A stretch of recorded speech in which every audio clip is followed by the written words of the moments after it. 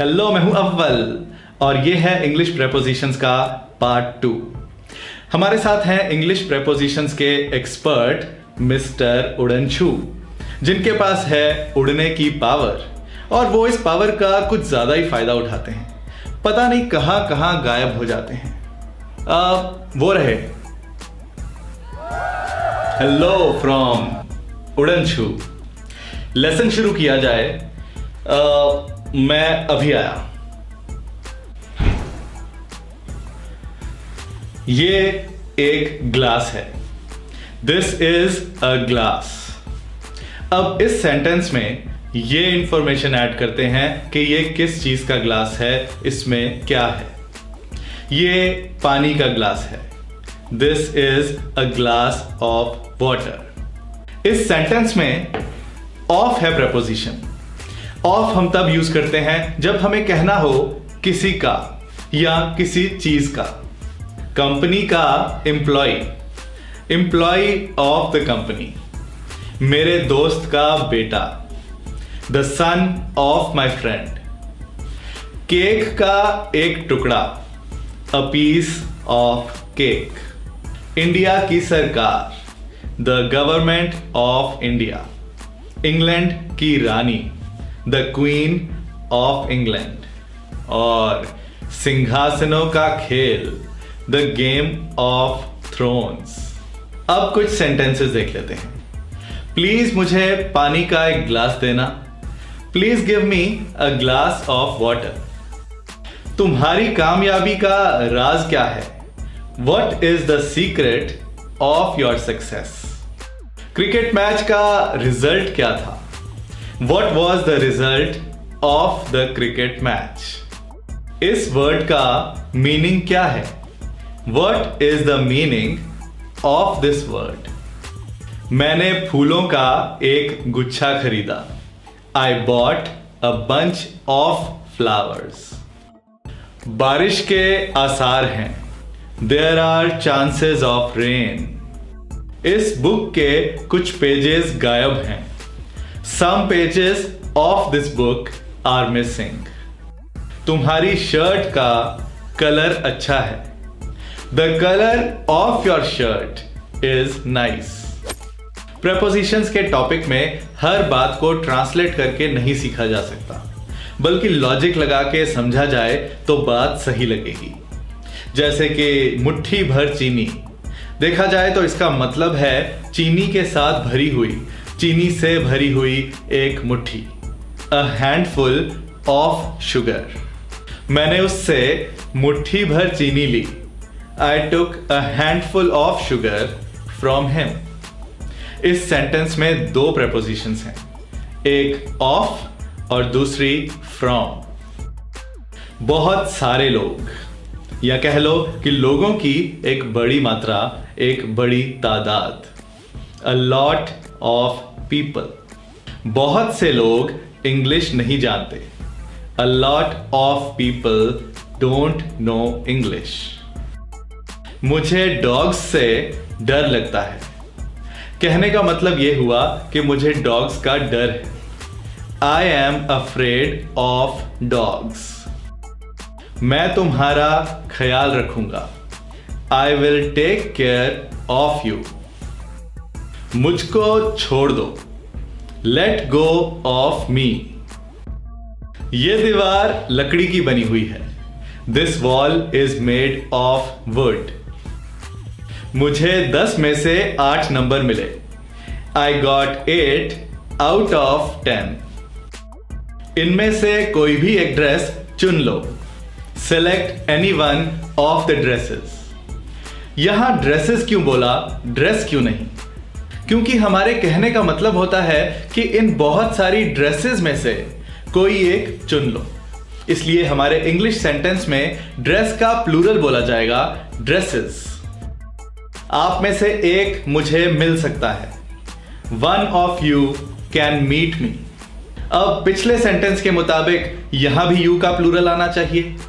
सही बात है, यू का प्लूरल ही आना चाहिए, और मैंने भी तो यू का प्लूरल ही यूज किया है। यू का प्लूरल यू ही होता है। तुमको भी यू कहते हैं और आपको भी यू कहते हैं। लॉजिक से चलोगे तो सब समझ आएगा। हमारा सेंटेंस था one of you can meet me, आप में से एक मुझे मिल सकता है। लगे हाथ इस बात से जुड़े और भी कुछ वर्ड्स देख लेते हैं। मान लो कि एक क्लास में मैं टीचर बन के जाता हूं। उस क्लास में कई स्टूडेंट्स हैं। स्टूडेंट्स से बात करते हुए अगर मैं कहता हूं one of you is nice, तो इसका मतलब हुआ कि आप में से एक स्टूडेंट अच्छा है। इसी तरह से आप to of you, three of you वगैरह भी बोल सकते हो, मतलब आप में से दो, आप में से तीन। पर जैसे ही आप एक से ज्यादा की बात करते हो तो इस की जगह सेंटेंस में आर लगा लेना। आर प्लूरल के लिए यूज किया जाता है। Two of you are nice, आप में से दो स्टूडेंट्स अच्छे हैं।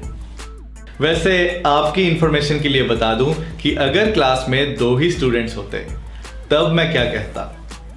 तब मैं कहता both of you are nice, आप दोनों के दोनों ही अच्छे हो। फिलहाल उसी क्लास में वापस चलते हैं। All of you are nice, आप सब के सब अच्छे हो। Half of you are nice, आप में से आधे अच्छे हैं। Most of you are nice, आप में से ज्यादातर अच्छे हैं। Some of you are nice, आप में से कुछ अच्छे हैं। None of you is nice, आप में से एक भी अच्छा नहीं है। नन का मतलब है एक भी नहीं। अब बात हो रही है एक से भी कम की, इसलिए वापस से इज लगा दिया सिंगुलर के लिए। None of you is nice. अब आगे बढ़ते हैं और ऑफ के बारे में एक और बात समझते हैं। ये एग्जाम्पल देखो, मैं अमजद का दोस्त हूं। I am a friend of Amjad. इसे हम ऐसे भी बोल सकते हैं, आई एम अमजद्स फ्रेंड। दोनों ही सेंटेंसेस ग्रामर के लिहाज से करेक्ट हैं। वो मेरी बहन की किताब है। That is a book of my sister. इसे आप ऐसे भी बोल सकते हो, that is my sisters book. दोनों ही सेंटेंसेस करेक्ट हैं, पर दूसरे वाला सुनने में थोड़ा बेटर लगता है। जैसे कि मैं हमेशा कहता हूं कि मॉडर्न इंग्लिश में बात का सही मतलब निकलना ज्यादा जरूरी है। सो अगर कोई बात आपको कंफ्यूज करती है तो आप देखो कि ज्यादातर लोग कैसे बोलते हैं, टीवी में, न्यूज़पेपर्स में कैसे लिखा और बोला जाता है, और उसी हिसाब से चलो। और फिलहाल हम चलते हैं आगे और देखते हैं कि OFF ऑफ का क्या मतलब है।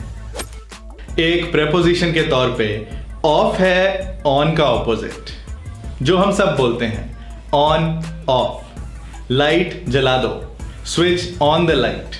लाइट बंद कर दो, स्विच ऑफ द लाइट।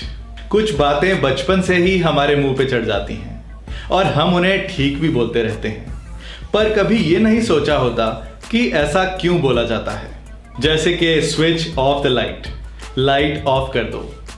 इसका मतलब है कि स्विच दबा के बल्ब या ट्यूब से बिजली की सप्लाई हटा दो। बटन की मदद से करंट ऑफ कर दो। सो ऑफ का मतलब हुआ कि किसी काम को करने से हट जाना या हटा देना, परे हो जाना या परे कर देना। ये एग्जाम्पल्स देखो, मैं पेड़ पे बैठा, I sat on the tree. मैं पेड़ से गिरा, आई फेल ऑफ द ट्री। पेड़ से गिरने के बाद तो बैठा हुआ नहीं कह सकते, इसलिए हमने यहां वर्ड यूज किया फेल। बस पे चढ़ो, गेट ऑन द बस। बस से उतर जाओ, गेट ऑफ द बस। अगर एग्जाम्पल सुनते हुए आपके मन में यह आ रहा है कि इसके लिए तो वो वर्ड भी यूज कर सकते हैं, तो आप भी सही हो सकते हो। हर लैंग्वेज की तरह इंग्लिश में भी कई वर्ड्स एक जैसा मीनिंग रखते हैं और एक दूसरे की जगह यूज किए जा सकते हैं। शर्ट पहनो, put on the shirt. Shirt उतारो, टेक ऑफ द शर्ट। मेरा घर मेन रोड पे है, my house is on the main road. मेरा घर मेन रोड से परे है, my house is off the main road.